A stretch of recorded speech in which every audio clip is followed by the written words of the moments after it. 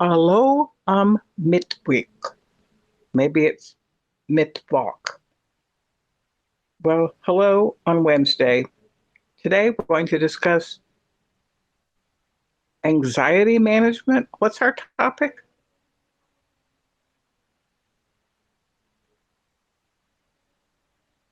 I think we Can you finished hear me okay? What's because I'm full of anxiety. I need to know if you can hear me okay. just a tiny bit more volume, but yes, it sounds fine.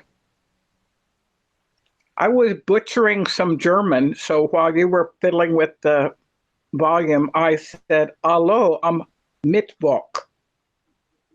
Did I say that right in German? Hello on Wednesday. Mittwoch. Yeah, Mittwoch means Wednesday, I think, or maybe not. Maybe I don't remember. Well, don't be anxious about it. Okay, I won't be. Don't be anxious about it. I actually used Google Translate, and that's what Google told me. So sometimes, you just have to go to Google. And I have to admit, over the years, I have told you that I do not like Wikipedia as a scholarly source, but it's handy. Um, I I feel like anxiety management and anger management are kind of in tandem. How do you like that word, tandem? I've never known that there is an anxiety management. So when I mentioned that the other day, I thought you dismissed that as a crazy idea. But they said no, let's make an episode about that, and I was kind of Intrigued. surprised. So I didn't object. But we can make. I mean, we can get anxiety from basically everything, right? Yeah, it's called living. Actually, from in life the anxiety. How do you like that? yeah, I know I'm feeling a little anxious. Well, I've had one cup of coffee, and it's a new coffee that I'm trying. I don't usually like really dark roast. I like kind of medium roast, but I got a gift of some dark roast coffee, so I am enjoying the aroma of the coffee. I am listening to some Gregorian chant sung by What's some that? monks. Gregorian chant. It's medieval church music sung in cathedrals in Spain, and also, well, they have chant in Moscow, but I'm saying, well, anyhow, I don't want to feel so anxious about telling all about chants, but I just want CHANT. No, I'm thinking of that year on Middle Ages when they like which what's that called? Witch hunts. Yeah, witch hunts. Yeah, and these monks who hunted witches, they probably just get together that every day and chant it just to get rid of anxiety. Well, see, actually, the men, the men, Inquisition. Gregorian That's the word. chant. I now I finally remembered that. What? Inquisition. Witch hunt means Inquisition. Well, I'm just thinking about traditional Gregorian chant came into vogue during the reign of Pope Gregory. And generally, it's all sung by men. So it's all these men hanging out together being men. And witches were generally women. And men blamed women for a lot of things. It still happens. There's witch hunts, there's Biden hunts, there's Trump hunts, there's a lot of people hunting. So if you think about a jungle with the various animals in it, I think hunting down the source of our anxiety is something that is pretty universal. We're trying to figure out, why are we so anxious? Is it because we've had so much coffee? Is it because our job is making us crazy? Is it because the house we wanted to buy, the deal didn't go through? But I know the term anxiety is actually in the Diagnostic and Statistical Manual. It's the classic handbook on what is a mental disorder. So, for example, some years ago, homosexuality was considered a mental aberration. But over time, they took that out of the classic diagnostic manual, and it's not considered an aberration. But anxiety disorders include phobias, like agoraphobia, agoraphobia, all that stuff. Also, manias like kleptomania and so dissociative disorders. So, in the world of psychiatry, which is a medical world, anxiety disorders are on the rise, especially during and right after the pandemic. So I would say if you are feeling anxious, you are right there with many, many other people. Enjoy your anxious comrades. I can't enjoy them because with my anxious comrades, I've just went through a pretty heavy anxiety episode. And now I have a lot of things going on. Lots of balls in the air. What happened? The work stuff. They want me to work, go figure. And I hate working. I feel like an imposter at my work because, and now I feel that something terrible is going to happen. Like, what if they fired me? But look at the bright side, right? I always say, look at the bright side. And I wanted just to reach out to you because what if you feel this way too, Well, the thing is, I have, how you unmute yourself? I have untied myself from a desk at an office maybe about 3 years before the pandemic. I just said to the situation, FTS, and I'm out of here. So I just went into consulting. What's FTS? So F that S. F is like fork. Go on. Yeah, I understand. Fork why don't you just say that? Fuck that shit. Okay, I'm a grown up. I can. Man, I mean, you're a man. Relate. You're a man. So I decided that just all the pettiness and all the hypocrisy of the system was not good for me. And I wanted to work directly with adult students. I wanted to directly work with the art world. So I just started a consulting business and I started meeting people for resumes, scholarships. Can you believe it? Life coaching. Some guy paid me a couple $100 just to sit and drink coffee with him and talk about why his life is messed up because he's a designer here in Dallas and it's very competitive in the design world. So I got out of the classroom and I had my own business, which was great because I can take cash, I can take checks. I don't want to say that I don't have to report all my earnings because that would not be good, but it was great. I could set my own schedule. If I wanted to take naps in the afternoon, I don't schedule anybody for the afternoon. If I want to have Mondays off, I don't schedule anybody for Monday. If I want to go to a bar and hang out with some musicians, I just tell them to bring me the money they owe me on Friday night. So it was great. But once the pandemic hit, I didn't have a salary. So I'm not at a job. I'm not at a college. I can't go anywhere. If I can't be out there talking and networking, I cannot make money. So that drove my anxiety up. And I think during the pandemic, you were still able to get a salary because you were still clicking numbers on your computer. So how did the pandemic affect your anxiety? Well, actually, it changed me for the better, go figure. Because before the pandemic, I was anxiously nervous. And I had that anxiety so damn much. But now I don't overthink things. And, I always, I used to thought about the worst possible case scenario and the impact that it could happen. But now I don't. I just do. I don't try anymore. And I don't overthink about possibilities. And it makes me less anxious. after the pandemic. I don't know what happened. Maybe I had I told you that.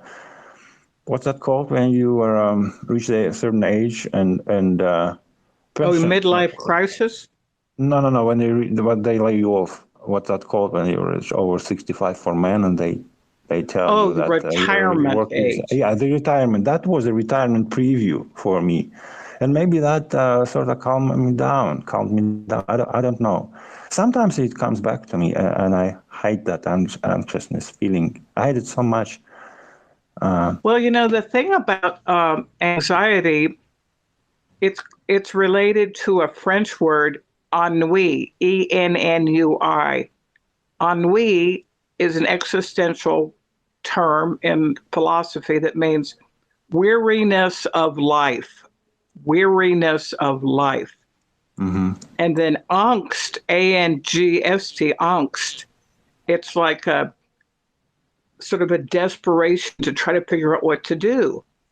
So when you have a free time, like you're retired or you're consulting from home or you're just out and about networking and you can set your own schedule, I found myself before the pandemic dealing with some ennui, which is just like boredom with life, like just so many people with so many problems and so much money, and like, why can't they be happy? It was kind of making me depressed to deal with people who have money and are so unhappy, because in Dallas, we have people without homes, we have people without food, we have people living in beautiful high rises, we have wealthy bankers and oil men and women who own their businesses. You would think that people who had a lot of money would be happy, but I began to see that money doesn't bring happiness. And then that would make me depressed after I would get a couple $100 from somebody. And then I would just go sit and have some coffee at home and put bourbon in it. Okay. Is this making any sense, or is it just like a ramble? No. That makes a lot of sense. Actually, I'm thinking of that lockdown in 2020, where I told you I'm okay now. Maybe it changed me for the better. But I remember that in 2020, when we stopped the Trauma Therapy channel, I've been extremely lonely, and I mean extremely. And then during the next 2 years, I'd say I've only kept and maintained one real friendship. And I'm thankful to you for just my one friend. Also, you might be as imaginary as another friend I have, but just the one friend isn't fulfilling me socially. So there are two. Well, I know that a lot of people were very lonely, and also, I remember at one point in time, you kind of reached out and you have a bit of sarcastic humor, and so do I. So sometimes I can never tell if you're actually being serious or if you're joking or what. And I think you said something like, you said something very nice, but I didn't think it was you were being nice, and I just called you a narcissistic egomaniac. How did that make you feel? No, that was like, I love you, and the answer would be like, you're a fucking narcissist. Well, I've been in Dallas too long, and that's the go-to response to most people is you're a fucking narcissist. Yeah, but while we're on it, I think people who don't know me keep thinking I'm serious when I'm joking, and maybe the same applies to you. But when I'm being serious, people think I'm joking. Yes, it's because maybe it's because I'm compulsive liar. Well, that too. I'm also a talent. I call myself a talented liar. And my friend David Anton knows that and also my friend Leon knows that I have this term. It's called an extended truth. So I could be talking about something, and about 80% of it is true, and about 20% of it is an enhanced truth. And I can be talking to somebody, and maybe David's shooting pool or standing around doing something, smoking a cigarette. I'm talking to some people, and I'll tap him on the shoulder and say, "Hey, David, isn't everything I'm saying true?" He goes, "Yeah, it's extended truth, sprinkled with lies." And then he goes back to that's shooting a pool. nice way of putting this. Well, he's my friend, so, No, I think it's nice ways, not nice ways, but it is nice ways to put in this in words. But during the pandemic, people were asking, well, a lot of people that I wanted to ask me, how are you, just disappeared. I have two daughters that live in different states. It was very, very difficult to even do anything with them because they were in different states. And I had what I thought was some close friends that just started acting crazy. So I just stopped interacting with them. And then there were a couple new friends that I made. I was surprised that they were friendly. So the pandemic really kind of showed me what's up, who's my friend and who's not. But the people who are truly crazy, it's not you, but the people who are truly crazy in this world, I think that those who are like unable to distinguish jokes from reality, right? Well, the word crazy is I use it like, wow, that's like it was a crazy night. Means like it was a lot of fun. It was kind of zany, but crazy is a term. If a person has schizophrenia and they feel spiders crawling on them, but there are no spiders and they don't take medication, well, that is a type of mental illness. So, the word crazy is very slippery to use. And I wanted to kind of go over the topic of what do we do to manage our anxiety? Well, some people smoke a lot of cigarettes and some people drink a lot to numb the pain, and some people are obsessive compulsive about work or cleaning their apartment or cleaning their kitchen or I don't see. know. You don't use the word crazy as a mental health term, right? Because you use it as a stand-in for anything out of expected proportion. Yeah, and I started to when something. Okay, like there's neurosis and then there's psychosis. Neurosis are disorders that we have, but we can still function in the world. We can still go to work. We can still drive a car. We can still talk to a friend at lunch. We have neuroses. Psychosis is a break. Yeah, you're like we're full of neuroses, but psychosis is a break from reality. Like when someone just suddenly smashes the mirror and then they wonder why is their hand bleeding. Or so like neurosis and psychosis are two different big categories of crazy. But I think what we're talking about is like different types of neurosis, like overeating or binging on watching Netflix. Like during the pandemic, we watched hours and hours of Netflix, but we weren't crazy, right?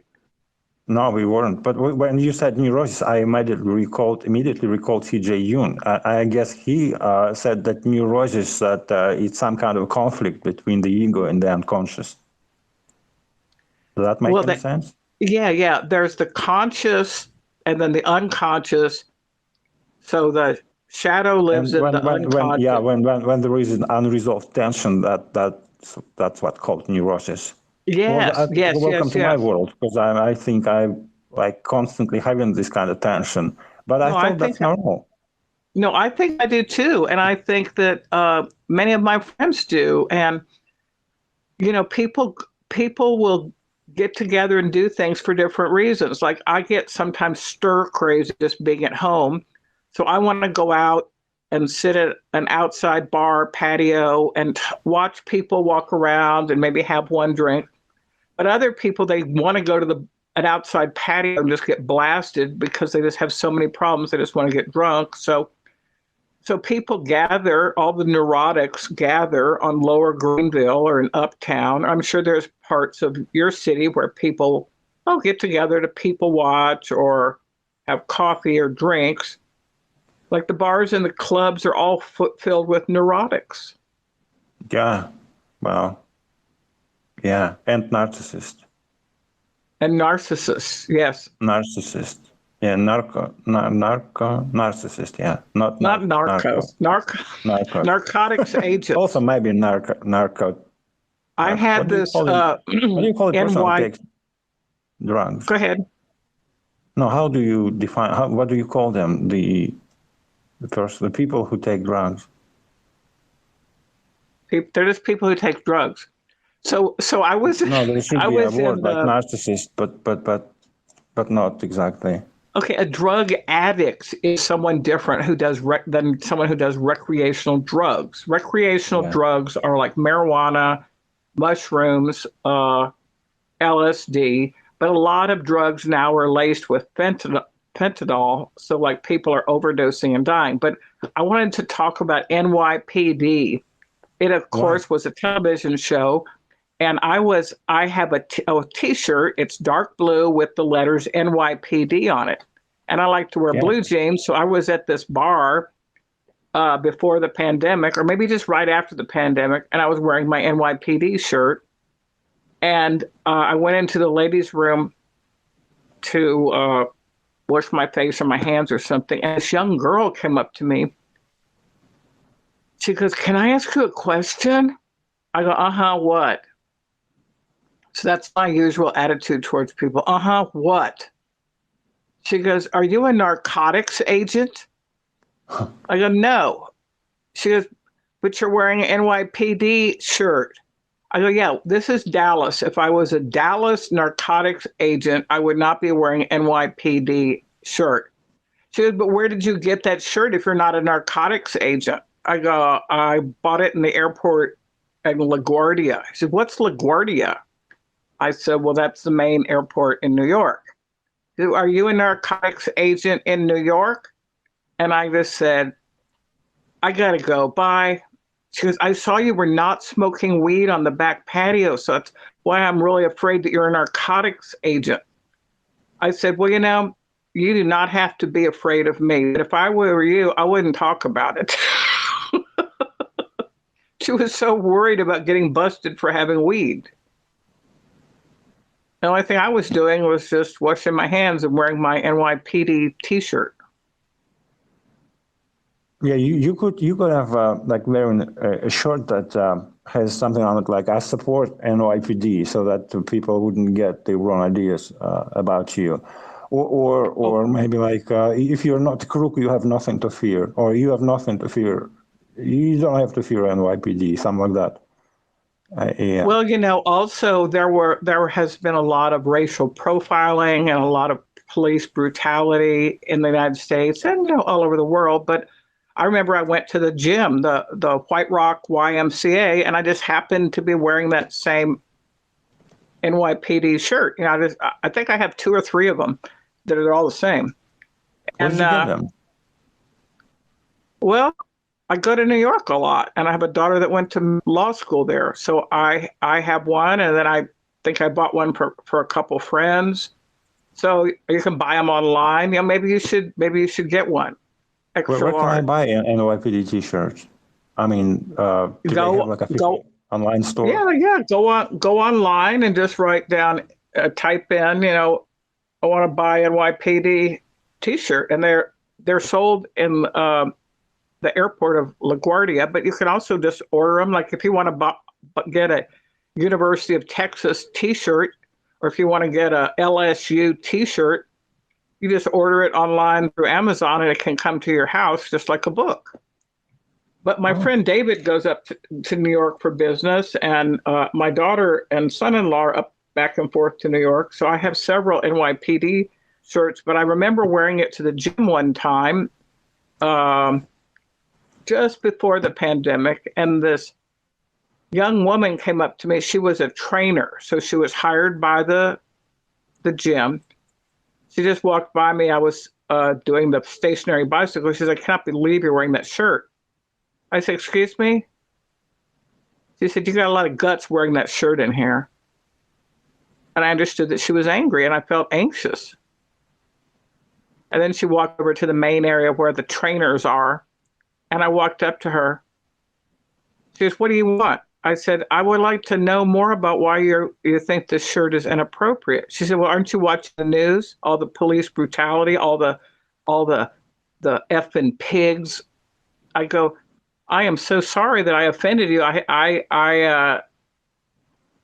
Yeah, I have a daughter that went to law school. She goes, I don't give a F about your effing daughter who went to effing law school. So I would just say that these episodes, these little incidents show that people have a lot of anger and they got a very short fuse and anything can set it off. And she was right. She was anxious and did not like my shirt. I don't know. I don't think she was right. Well, you're right. Are you sad? No, I just realized at a place of work she shouldn't be harassing the customers, like I was okay with it. I just didn't realize it was like so controversial. So then I was really excited to wear it a lot after that to see who else was enraged by my t-shirt. But in Dallas we have the Dallas Cowboys, a football team. I don't follow national football. I follow college football, and there's different football. Like, you would say feet ball because it takes 2 feet. But like my university is University of Texas, and they have a rival, Texas A&M. So if I wear a University of Texas T-shirt into a bar or a club or a restaurant or a museum or anywhere, all of a sudden the Aggies are Texas A&M. That school is usually known more for agricultural studies and farm work and land management, and University of Texas is called the tea sippers because we're considered the intellectuals. I mean, there's good people at both places, but I could just be going down a grocery aisle wearing my UT shirt, and I just will see some guy with his kid or a woman wearing a purple, maroon colored Aggie shirt, and just to joke, I go, "This is Longhorn territory." Because the Texas Longhorns that's the Longhorn steer is the animal that goes with the University of Texas. I'm feeling really good. How do you feel?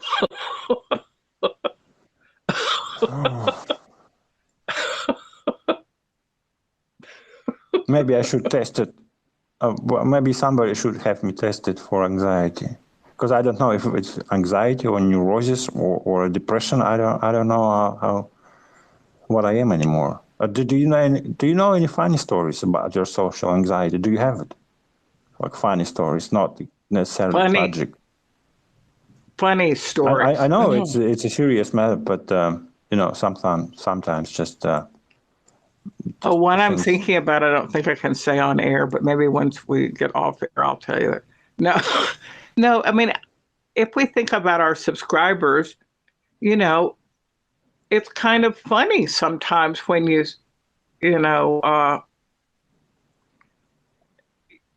people have various kinds of ways of dealing with anxiety. And there's a song, it's, someone says something about, I think you have a drinking problem. And then the person answers back, I think you have an overthinking problem. So people like to point out other people's faults. Like someone might say, like, what do you mean you're sitting around drinking scotch in the dark? Or someone might say to me, what do you mean you're going out at midnight to sell art? That's crazy. But it kind of makes sense in my world, and that makes sense in your world. You're not hurting anyone, are you, having a couple drinks sitting in the dark? No, because I'm having this left leg, like 15 years old scotch. Yes. And, because I'm okay during an anxiety attack. When I do that, I'm okay. And well, an when someone asks anxiety. me if I'm okay, I usually say I'm fine. Why do you even ask? But no one asks me if I'm okay when I'm sitting in the dark and having a left leg. So what's wrong? I find that when people ask me, how are you? Like you ask me sometimes, really, I sometimes have a mini anxiety attack. So an anxiety attack would be characterized by physical symptoms, like your hands are a little bit sweaty, your heart is racing faster, and you're kind of, I don't want to say salivating, but your mouth, you know, starts to maybe Pavlovian. get, Yeah. starts to get dry. And so I know in some of our episodes, I'll ask you this question, like, well, how are you today? And all of a sudden you go like, well, I didn't know you were going to ask that question. And like, and a lot of people ask me, how am I? And I know they don't care. It's just something that they say. How are you? I go, I'm fine. It's very hard for me to understand when somebody is serious or not. Yeah. Yeah. Yeah. It is. And it's not funny. No, it's not. And, different cultures and different people have different ways of expressing friendship. So, Italians and Mexicans and French, they have, different parts of the country too, have different ways of, like, some people like to hug and some people like to pat each other on the back and some people like to hold hands and some people don't want to be touched. And, of course, during the pandemic, all this little stuff. all those little things become big because, you had told a story once about during the pandemic, you went in there to buy some peanuts or pistachios and you had an anxiety attack and felt very nervous and had to move away from the pistachios. And the nut lady was just asking, well, what do you want? And didn't you have like a little panic attack there? Yeah. I know it's not funny, but I know it's not funny. Okay. Yeah, yeah. You said about, I remember about the money, and I remember that quote I had, like, money can't buy happiness, and now I feel even more unhappy than before. Do you agree that money can't buy happiness? Because that sounds stupid. Because maybe money is happiness. Maybe you don't have to buy anything with money, because once you have it, you're quite happy. You don't have to buy anything. Well, I think that money, having a decent place to stay is good, and having a vehicle to drive is good, and having some nice food and drinks and being able to get together with your friends or family and buy a few things, that makes life more enjoyable. But it can't be the ultimate, because they say once you get to the top of the ladder, LADEER, climbing the ladder of success, of a better job, a better house, a better wife, a better car, a better watch, a better guitar. Once you get to the top, there's an expression, it's lonely at the top. Because there's somebody that always has a better car than you, and there's somebody that has a better looking wife than you, and then there's someone that has a better looking kids are in a more expensive school. So chasing money, I mean, I do it. If somebody asks me, you want to go someplace, you want to go in separate cars, I go, let me see your car. And I arrived in my Toyota, and this person I was going to have drinks with, I go, let me see your car. And he goes, okay, it's right over there. I go, it's a black Jaguar? Like, I would go with that man anywhere. So I got into his car and off we went. But, or, I like tall people. I discriminate against short people. Just because, I don't want to have to, like, look down when I'm talking. I just like to look at people and just talk. I'm actually a wreck. Remember, when you're climbing a success ladder, LADDER, like you said, are you looking up or down? Oh, I'm always looking up. I never look back. Yeah, well, then it's possible for you to reach the top. It may take you a lifetime to reach the top, I agree, but I'm sure you'll be happier once you're there. No, I mean, for example, Martin Luther King talked about the mountain, and the Buddha talks about the mountain, and the Bodhisattvas talk about climbing the mountain, or Sisyphus is rolling his rock up the mountain. So going up the mountain and like climbing up the ladder, even Jesus and some of his disciples, I think he took Peter with him up the mountain, and he said, here we are at the top of the mountain, and there was all this amazing shining light around him. And I think it was Peter said, let's stay up here. And Jesus said, no, we can't stay up here. We got to go back down into the world and like try to show people how to live. So some people, once they get to the top, they have a lot of money, they become philanthropists. So they give money to various organizations like, children with braces, or, kids with cancer, or a homeless foundation. So some people, once they get to the top, they have a lot of money, they figure like, well, now what am I going to do? I got all this money. So then they set up these charitable causes. So in terms of myself, I've seen the top and I don't want to be there. Okay.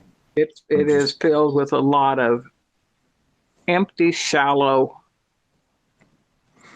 people who are very unhappy. So I like to just hang out with different types of people. And,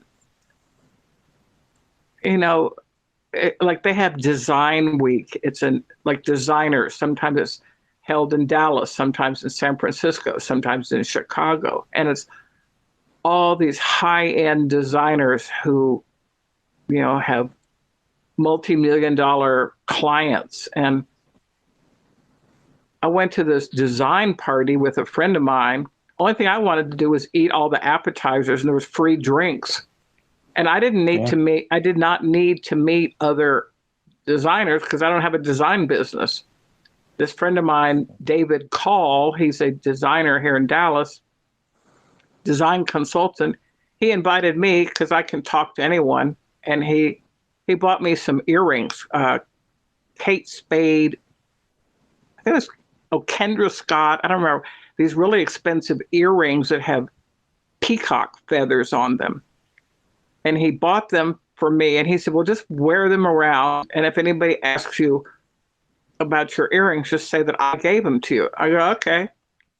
So I had these peacock feather earrings, and I wore my cowboy hat, a Stetson, and everybody was wearing little black dresses and like super expensive high heel shoes, like the most expensive shoes. The shoes and the watches and the accessories were just unbelievable. And I just had on a kind of blue jeans and Stetson and these peacock earrings. And someone came up to me and tapped me on the shoulder, and they said they would like for me to be in a picture. And I had to sign these release forms in order for them to take a picture of me because they were going to publish it. And they go, well, what are you wearing today? I go, I'm wearing blue jeans. I'm wearing, Kendra Scott earrings from David Call, and I'm wearing my Stetson. And then they had a couple other people they were interviewing. They were signing papers, like you have to sign all these release papers. But what I liked best about that party was not getting my picture taken. It was like everybody was beautiful. Everyone smelled great. The venue we were in was really, really great, and they had great food. And then somebody else tapped me on the shoulder, and they said, so-and-so wants to see you. I go, oh, okay. So I wandered over to this fabulous couch, like an emerald green couch. And there was this beautiful woman there with long black hair and a ponytail, and these beautiful people kind of sitting with her. And she said, who are you? I haven't seen you before. I said, well, I am Patricia, but they call me Pat in the Hat. So I don't remember if she was from Puerto Rico or where she was from. Her family owns all this land that has all these minerals and stones, and she has these huge cut glass tables that are made from like rare gems or something. And she used to be married or engaged or dating the mayor of Puerto Rico. And she wanted to invite me to a party she was having. And it was up in Preston Hollow, which is a very expensive part of town. And I go, yeah, okay. Uh-huh. And she says, what is it that you do? I said, well, I'm a writer. Because I couldn't think of anything else to say. She goes, what do you write? I go, I write everything. She goes, I want you to come to my party. I go, okay. So then I wander off. And then I had come with my friend David Call. He goes, well, I can't believe you were talking to her. What were you talking about? I said, I'm invited to this party. He goes, I've been trying to get invited to her party for years. How did you get the invitation? I go, I don't know. I was just wearing a hat and your peacock earrings.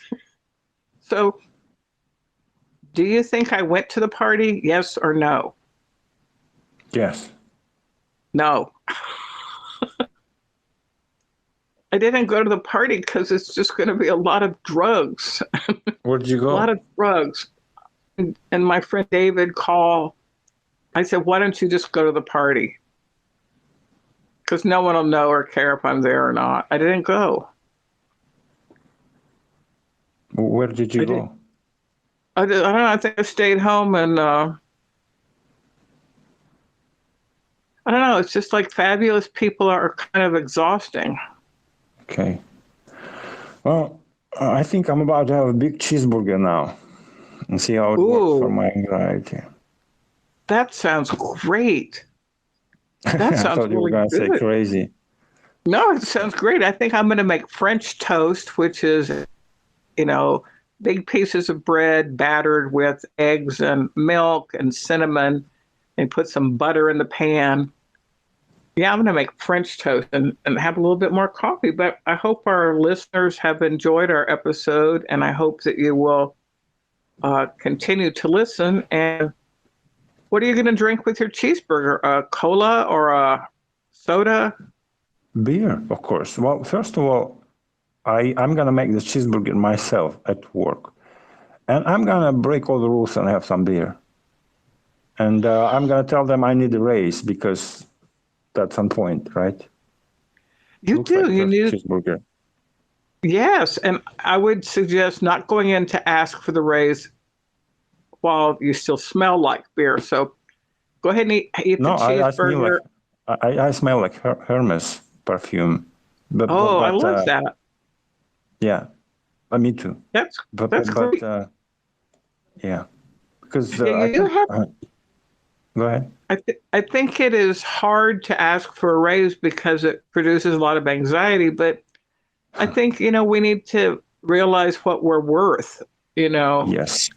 To value our worth, and you have worth. And my friend David Anton was also working on. A couple people I know are working on asking for or getting a raise, and I think David's boss said, let's talk about it on Monday. So David was asking on a Friday about a raise, and his boss said, why don't we talk about it on Monday? That made David anxious, so we had to go drink some beer. Yeah. But well, have a great afternoon, evening. What is it, afternoon or evening for you? It's just afternoon. Very good. It's early morning for me. I forgot. I slept too much through the 4th of July. I didn't go to any fireworks or anything. But well, guess that's it for today. So adios for now.